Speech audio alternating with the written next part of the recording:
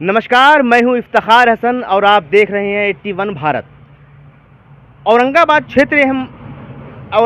क्षेत्र में हम मौजूद हैं और ओबरा ओबरा खास करके ओबरा विधानसभा क्षेत्र कौन सा गांव हुआ ये? देवकली गांव है। और इस वक्त हमारे साथ भाई महारथी लोग मौजूद हैं, यहाँ के जो प्रतिष्ठित लोग हैं, नौजवान भी हमारे साथ मौजूद हैं। इनसे हम बातचीत करेंगे कि विधानसभा का चुनाव है और क्या लग रहा है अभी विधानसभा जो पूरी तरह से एकदम इलेक्शन जोर में हो गया है, जोर का माहौल हो चुका है। तो क्या कहेंगे आप? इनसे हम बातचीत करेंगे। आ जाइए, थोड़ा सा इस तरफ आ जाइए। क्या कहेंगे सर? विधानसभा का चुनाव है और पूरी तरह से माहौल एकदम चल चुका है इलेक्शन का। और बिहार सरकार है, नीतीश कुमार मुख्यमंत्री हैं, अभी वो प्रेजेंट हैं। क्या कहेंगे, नीतीश कुमार को ही रहना चाहिए या तेजस्वी यादव को आना चाहिए, या जो भी हैं उनका काम कैसा है या और लोगों का काम कैसा होगा? अगर आ जाएंगे तो थोड़ा सा आ जाइए आप। सबसे पहले तो 81 भारत न्यूज के तरफ से आपको तहे दिल से धन्यवाद। चलिए, बहुत बहुत शुक्रिया आपका। आप लोगों के माध्यम से ही सारा कुछ सारे जनता तक पहुंच पा रही है, इसके लिए तो हम आपको आभार प्रकट करते हैं। रही बात चुनाव का, और हाँ, अभी सब कुछ जो है वो घोषित हो चुकी है। चुनाव की 2 तिथियां भी निर्धारित हो चुकी है और परिणाम का भी तिथि घोषित हो चुका है। तो सब लोगों का अपना अपना विचार होता है। हमारी विचार इस बार बिहार बदलाव को लेकर के है और इस मुहिम को लेकर के चलने वाले जन स्वराज के सूत्रधार प्रशांत सर जी हैं। तो हम लोगों ने विगत 20 सालों में एनडीए की सरकार को देखा। हम लोग वर्तमान समय में एनडीए की सरकार, नीतीश सर की सरकार को देखा। उसके पहले हम लोगों ने महागठबंधन की सरकार, आरजेडी की सरकार को देखा। अभी तक हम बिहारवासी तब से लेकर के पूरे 35 साल के इस जर्नी में उसी स्टेज पे खड़े हैं जहां से हम लोग को सिर्फ और सिर्फ गहराइयों में हम लोग चलते जा रहे हैं। बिहार कहने का मतलब तो ये है कि बिहार पूरी तरीके से एक छोटा सा सर्वे है सर। आज़ादी हम लोग को 1947 में मिली। लगभग उसी के समय के आसपास हमारे देश के हर एक राज्य जो हैं वो आज़ाद हुए। सबसे दुर्भाग्य वाली बात यह है कि एमपी हम लोग बिहार से 26 एमपी जो है हम लोग बिहार, 40 एमपी हम लोग बिहार से केंद्र को देते हैं।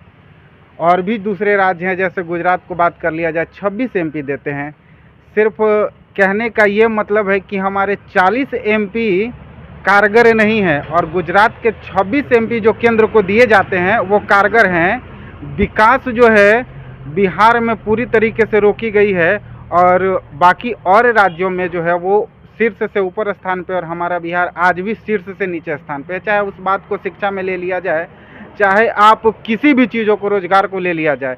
अब ऐसा समय आ चुका है, चाहे आपके माध्यम से 81 भारत न्यूज़ चैनल के माध्यम से या फिर बहुत ही न्यूज़ चैनल हैं जिनके माध्यम से अब ये समय आ चुका है कि हर लोग, इन्हीं लोगों के, इन्हीं चैनलों के माध्यम से लोग कम से कम जागरूक हो चुके हैं और बिहार बदलाव के जो व्यवस्था है उसमें जुड़ चुके हैं। प्रशांत सर की हर एक बातों से तो आप वाकिफ़ होंगे, हर लोग वाकिफ़ होंगे। प्रशांत सर ने इस बिहार और बिहारियों के लिए विगत 3-3.5 सालों से लोगों के गांव-गांव, घर-घर में पहुंच करके लोगों को जागरूक करने का काम खुद कहा जाए ना तो पूरी तरीके से अपना हर कुछ साधन, संसाधन, विवेक सब कुछ समर्पित कर चुके हैं। और अब वो समय आ चुका है सर कि किसी भी तरीके से हर हाल में बदलाव होना चाहिए। हम अपने ओबरा विधानसभा क्षेत्र का बात कर ले खास करके, तो अभी हमारे वर्तमान समय में आरजेडी की यहाँ पे विधानसभा से आरजेडी के उम्मीदवार जो हैं वो विजित उम्मीदवार हैं। लेकिन अभी हमारे ओबरा विधानसभा क्षेत्र से जन स्वराज के 2 भावी प्रत्याशी, एक हमारे ज्ञान गंगा स्कूल के डायरेक्टर नंद किशोर यादव सर जी और दूसरे अभिमन्यु शर्मा सर जी, दोनों विगत कई एक दिनों से, खास करके बात किया जाए तो नंद किशोर यादव जी सर जी विगत कई एक महीनों से ज़मीनी स्तर पे जनता तक पहुंच करके हर एक बातों को लोगों को बता रहे हैं, क्योंकि उनका संबंध कहीं ना कहीं शिक्षा से है। इस दुनिया में, चाहे दुनिया का बात कर लिया जाए या किसी भी राज्य का बात कर लिया जाए, बदलाव का एक ही मुहिम है कि सबसे पहले लोगों को शिक्षित करना सबसे पहला स्तंभ है। अब कल का 2-4 दिन पहले का एक डेटा बताया जा रहा है सर कि करीबन हमारे उत्तर प्रदेश और हमारे बिहार में अभी वर्तमान समय का कल के पहले का डेटा है 450 सरकारी विद्यालयों को बंद कर दिया जा रहा है। हमारी जो सरकार है, एनडीए की सरकार है, वो शिक्षा को लेकर के शिक्षा को पूरी तरीके से बंद करने के कगार पे और शिक्षा न देने के लिए कि ताकि लोग अनपढ़ रहे और अनपढ़ लोग ही जो है उन लोगों को, उन नेताओं के बातों को सुने और उनके राज्यों को बनाए रखें। हम लोग सर अभी वर्तमान समय में बहुत पीछे हो चुके हैं। हिंदुस्तान पूरे वर्ल्ड बैंक का सबसे अधिक कर्जदार बन चुका है। ये करेंट डेटा है, आने वाले कुछ साल का ही बात है जब हम लोग के अंदर बहुत ही भीषण विकट समस्या आने वाली है।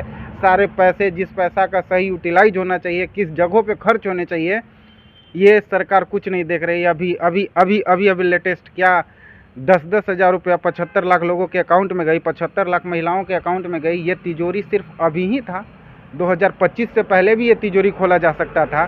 क्या अभी हर एक चीज़ों को बेपरवाह, मतलब अजीब तरीके से बहाया जा रहा है पैसों को, और ये पैसे सारे जनता का ही पैसा है और उसको मिसयूज किया जा रहा है। तो एनडीए अभी कुल मिला करके आपको सही नहीं लग रहा है, मतलब, है ना? बिल्कुल नहीं। तो जैसे प्रशांत किशोर जी हैं, काम कर रहे हैं, ज़मीनी स्तर पे काम कर रहे हैं, मान के चलते हैं। एक सवाल हम यूं ही सवाल कर रहे हैं, आपके मन को हम नहीं कर सकते हैं, लेकिन इसकी क्या गारंटी है, जो जितनी भी सीट अगर प्रशांत किशोर कहीं से भी लेकर के आते हैं, तो क्या इसकी गारंटी है कि वो एनडीए को समर्थन नहीं करेंगे? हो सकता है जाकर के, अभी की राजनीति तो ऐसी चल रही है कि ज़्यादातर लोग अपने हिसाब से वोट ले लेते हैं, सभी के वोट्स ले लेते हैं और वो कहीं न कहीं जाकर के मिल जाते हैं। तो क्या आप ये बता दीजिए कि अगर वो सीट लाएंगे तो क्या कहीं न कहीं जाकर के मिल जाएंगे? क्या ऐसा चीज़ों को लगता है? समझने का प्रयास कीजिए सर जी। चीज़ों को समझने का प्रयास कीजिए।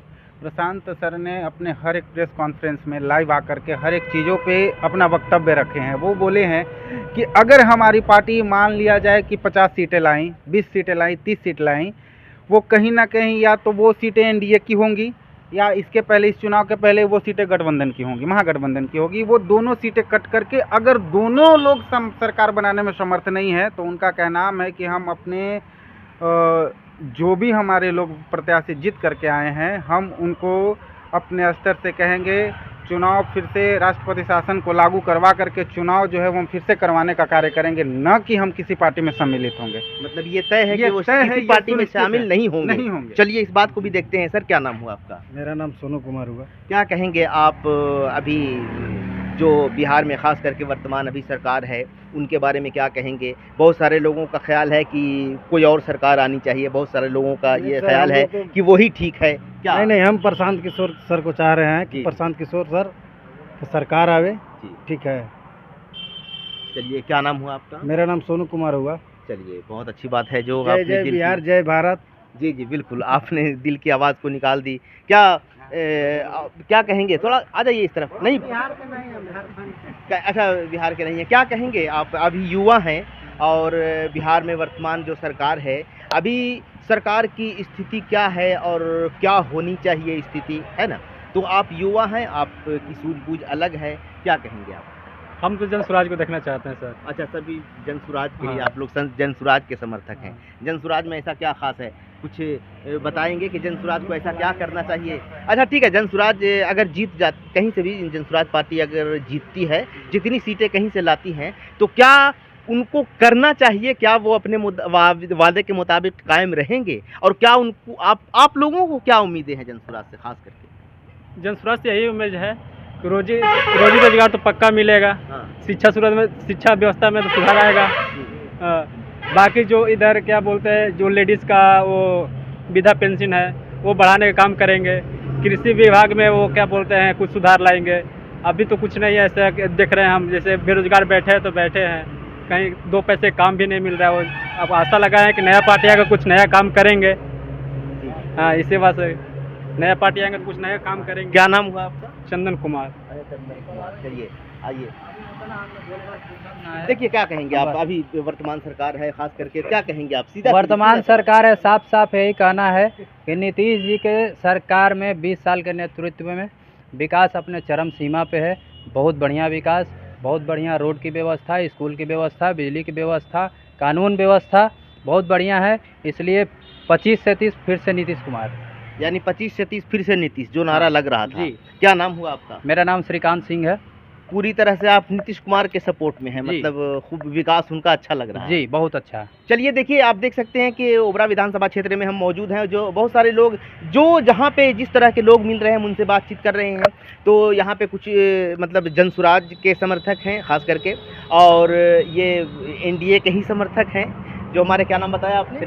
श्रीकांत जी हमारे साथ हैं, और जनसुराज का यहाँ पे ज़्यादा जो समर्थक हैं वो जनसुराज के ही समर्थक हैं, एनडीए के समर्थक हैं। तो 4-5 लोग 6 लोग यहाँ पे नज़र आ रहे, तो हमने सोचा कि चलिए इनसे बातचीत कर लेते हैं। इसी तरह से हमारी खबर को देखते रहिए। और बिल्कुल हम ग्राउंड ज़ीरो पर हैं, इलेक्शन का माहौल है बिल्कुल ग्राउंड ज़ीरो पर, जहाँ पे ऐसा नहीं है कि कुछ लोगों को किसी पार्टी वाले को खड़ा कर लिया, किसी खास करके किसी खास समर्थकों को खड़ा करके उनसे बातचीत कर ली कि यहाँ पे कौन से समर्थक हैं, हम उन्हीं से बातचीत करेंगे या किसी और से बातचीत नहीं करेंगे। ऐसा बिल्कुल भी नहीं है। जहाँ पे हमें जो लोग नज़र आ रहे हैं हम उनसे बातचीत कर ले रहे हैं, और जो उन लोगों की आवाज़ है वो हम आप लोगों को दिखाने की कोशिश करेंगे। और अगर हमारे चैनल पे आप नए हैं तो हमारे चैनल को सब्सक्राइब करें, और फेसबुक पेज पे अगर आप फेसबुक पे देख रहे हैं तो फेसबुक पेज को ज़रूर फॉलो करें। जितने भी इस सरकार में जितने भी पब्लिक हैं वो सारे लोग ब्लॉक के चक्कर काट रहे हैं। कोई जिला प्रशासन के यहाँ दौड़ रहे हैं, कोई कहीं दौड़ रहे हैं, मतलब सब लोग भाग दौड़ में लगे हुए हैं। और इस सरकार में सभी को, बच्चा से लेकर के बूढ़ा तक के सभी को दे दिया गया हाथ में पेपर। ये लुभावनी बात आज हो रही है।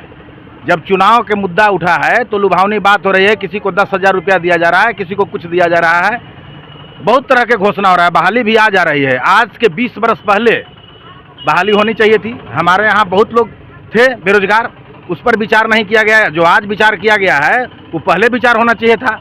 और रह गया बात ब्लॉक के, तो ब्लॉक में तो भ्रष्टाचार इतना बढ़ गया है कि सारे पब्लिक आते हैं और घूम के यहाँ से जाते हैं, उनको टरकाया जाता है और बिचौलिया के द्वारा पैसा लेकर के काम किया जाता है।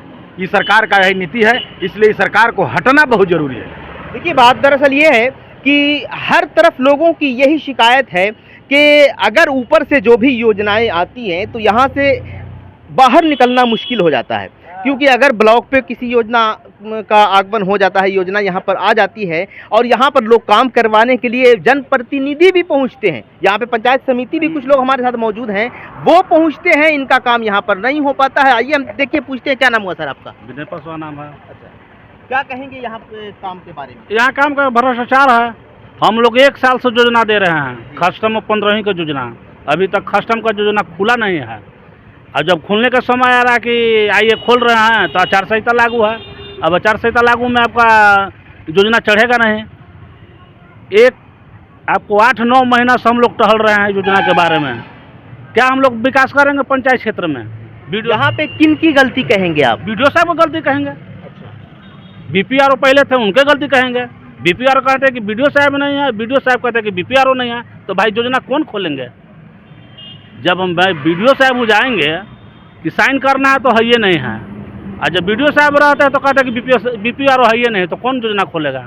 प्रमुख साहब हम लोग हमेशा ये बात बोलते हैं कि बीडीओ साहब नहीं है। क्या नाम हुआ चाचा?